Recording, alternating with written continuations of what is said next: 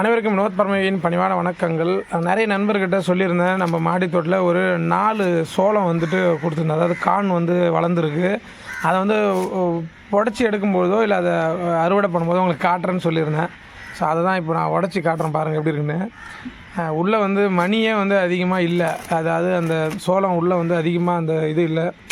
காரணம் என்ன அப்படின்னா, எந்த பொருளை எந்த இடத்துல வைக்கணும் அப்படின்றத நம்ம டிசைட் பண்ணணும். அதாவது இந்த மாதிரியான மாடி தோட்டத்தில் வைக்கிறோம் அப்படின்னா, கீரை போட்டுக்கலாம், ஒரு சின்ன சின்ன கொடி ஐட்டம் போட்டுக்கலாம், அவ்வளோதான். எல்லோரும் மாடி தோட்டத்தில் இவ்வளோ பெருசு வைக்கலாம் அப்படின்லாம் நம்ம வச்சோம் அப்படின்னா, இங்கே பாருங்கள், இதுதான் வந்து கிடைக்கும். பார்த்தீங்க அப்படி மணியே இல்லை பாருங்கள்.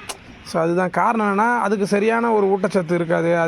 அதுக்கு நம்ம என்ன, இப்போ நம்ம நிறைய மீன் கழிவுகள்லாம் வைக்கிறோம், நிறைய காய்கறி இதெல்லாம் போடுறோம். பட் இருந்தாலும் அதோடைய வளர்ச்சி பூமியிலேருந்து கிடைக்கக்கூடிய சத்துக்கும் இந்த மாதிரி கிரேடிலேருந்து கிடைக்கக்கூடிய சத்துக்களுக்கும் நிறைய டிஃப்ரென்ஸ் இருக்கும்.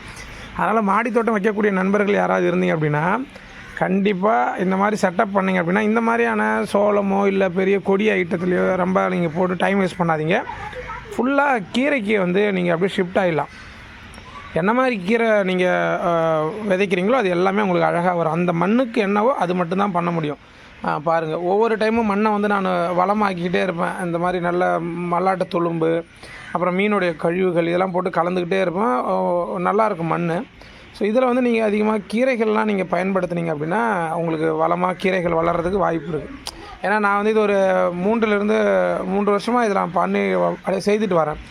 அப்படியே கொஞ்சம் கொஞ்சமாக நம்ம செட்டப் மாற்றி இப்போ இந்த கிரேடுக்கு வந்தோம். ஸோ கிரேடுக்கு வந்ததில் கீரையில் வந்து கிடைக்கக்கூடிய பலன் வந்து நமக்கு வேறு எதுலேயும் கிடைக்கல. ஸோ அதனால் கீரையை மட்டுமே நீங்கள் வந்து இதில் கீரையை மட்டுமே இதில் நீங்கள் வளர்த்துக்கிட்டே இருக்கலாம். இன்கேஸ் நீங்கள் ஒரு 5 கிரேடில் வந்து ஒரு ஃபஸ்ட்டு ஒரு ஈடு நீங்கள் ஒரு 2 நாளுக்கு முன்னாடி நீங்கள் விதைச்சிட்டிங்க அப்படின்னா, ஒரு 5 நாள் கழிச்சுட்டு மற்ற கிரேட்லேயுமே நீங்கள் போட ஆரம்பிச்சிடலாம். அந்த பாருங்கள், ஸோ கடையிறதுக்கு நம்ம ஃப்ரெஷ்ஷான கீரை, அதாவது மருந்து இல்லாத கீரை, அவ்வளோதான்.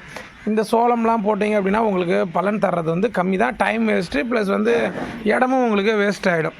ஸோ இதுதான் நம்ம இதுலேருந்து கற்றுக்கிட்டது. ஸோ எந்த இடத்துல எது வளரணும் அப்படின்றதையும் நம்ம புரிஞ்சிக்க வேண்டியதான். சொரக்காய் போட்டிருக்கேன் இந்த பாரில் வச்சு. ஸோ இது எப்படி பெருசாகுதா என்னன்னு பார்ப்போம். ஒரு 3 பிஞ்சு இருக்குது, பெருசாகுதா என்னன்றதுமே சொல்கிறேன். இதுலேயுமே நிறைய உரங்கள்லாம் போட்டிருக்கேன். பட் இருந்தாலும் இந்த மாதிரி மணல் வந்து ரொம்ப ஆழமாக போனால் தான் அதுக்கு பலன் கிடைக்கும். ஸோ மணலில் கிடைக்கக்கூடிய, பூமியில் கிடைக்கக்கூடிய சக்திகள் வந்து இந்த மாதிரி கிரேடில் வைக்கும்போது கொஞ்சம் கம்மியாக இருக்குது. புரியும் நினைக்கிறேன். வாழ்க யோகம், யோகம் வரட்டும். அடுத்த பதிவில் கண்டிப்பாக சந்திக்கிறேன். நன்றி.